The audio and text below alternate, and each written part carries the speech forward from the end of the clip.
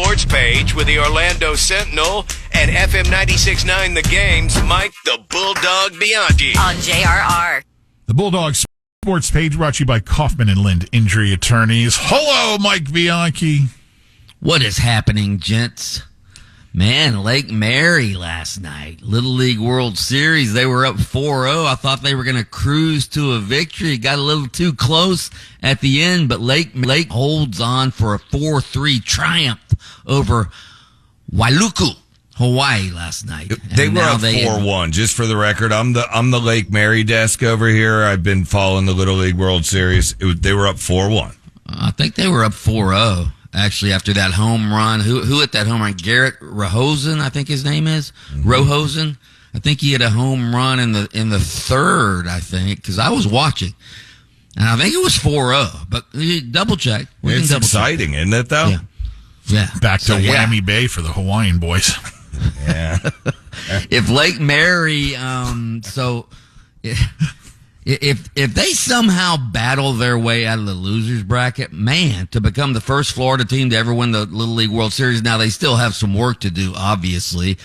They played Henderson, Nevada, for a spot in the U.S. Championship game tonight at 7 o'clock. That'll be the fourth straight night they played, by the way. The winner of tonight's game advances to play Borney, Texas, which is the only undefeated team in the U.S. bracket. So they would play Borney, Texas on Saturday at 3 p.m. for the U.S. championship. And the winner of that will advance to the Little League World Series championship game against the international champion on Sunday. So they need to win. They would need to win 3 more games to win the Little League World Series. One game at a time is how we're taking it, dog. That's right. Florida State, the football team, arrived in Dublin, Ireland yesterday for their first overseas game in history. The Florida State Seminoles and Georgia Tech open up the college football season. That'll be Saturday noon kickoff here in the States. And wow, game day is going to be there. I'm interested to see the sort of reception. I mean, there's a lot of Florida State fans who flew over to Ireland for this. I'm interested to see the reception that game day and Kirk Herbstreit get over in Ireland from FSU fans. We all know Herbstreit was sort of leading the way that Florida State should be left out of the playoff last year, and Florida State fans have been all over him ever since. So do you think Florida State fans will let bygones be bygones and give Herbstreit a polite response over there? I don't know. No. I highly doubt it, yeah. That's a definite sore spot that I don't see going away anytime soon. Do you think ESPN has an anti-ACC/anti-FSU bias? Seriously. I don't want to go there. Well, I think it's more... Lynch? Okay, I'm going to ask the question in a different way. Is it that, or are they more pro SEC or Big Ten? Which one of those asses do they kiss more?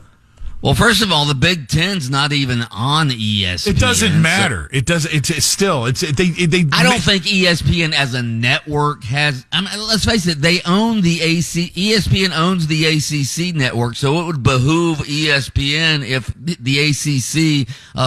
More people are watching the ACC network as well. I just think the commentators themselves, like Feinbaum, and maybe Herbstreit. Yeah, I think the commentators are sort of elitist when it comes to the ACC. They're more SEC Big Ten oriented, as you just said. Yeah, I don't think the network in general is though.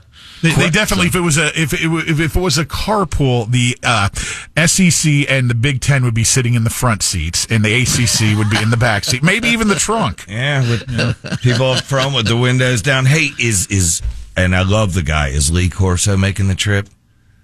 I would think not. I don't think so. I would think not. Yeah. No. Yeah. Might be a little too cool for McAfee to have the tank top on, although he gets a little gussied up for game day. Paolo Banchero was in a panel discussion a couple days ago, moderated by NBA player Jay Williams.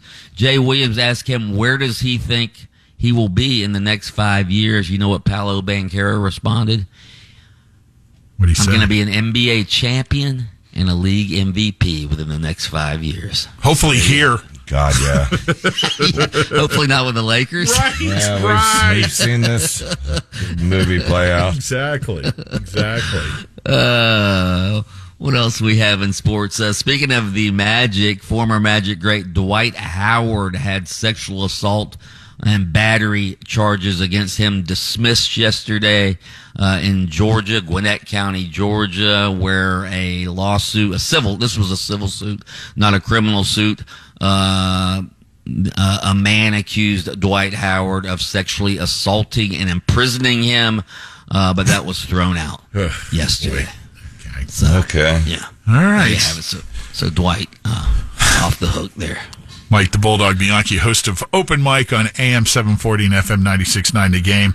That is on weekday mornings adjacent to us, and he takes a few minutes from his show to join us here for the sports page on JRR, brought to you by Kaufman and Lind. Listen to Under Oath with attorney Jeff Kaufman every Saturday morning at 7:30 on FM 96.9 The Game. You can catch extended versions on your favorite streaming platform. Oh! Lynch and Taco.